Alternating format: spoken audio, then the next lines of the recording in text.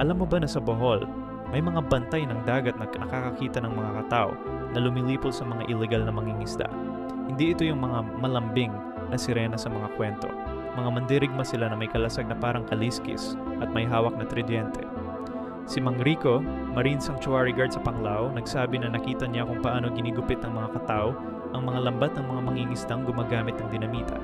Yung mga hiwa sa lambat, parang mga sulat sa lumang baybayin na nagbabala. Pag may gumagamit ng cyanide sa coral reef, ginagawa nila ng malaking alimpuyo ang dagat. Pero yung mga sumusunod sa tamang pangingisda, hindi nila ginagalaw.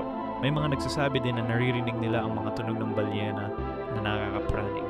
Pero ang pinaka nakakagulat, sa mga underwater caves, may mga drawing ng mga katao. Parang dokumento ng lahat ng krimen ng mga tao sa dagat. At sabi ng mga marine biologist, yung mga lugar na madalas makakita ng katao, mas bumubuti ang coral reef. Parang binabantayan talaga nila ang kanilang tahanan.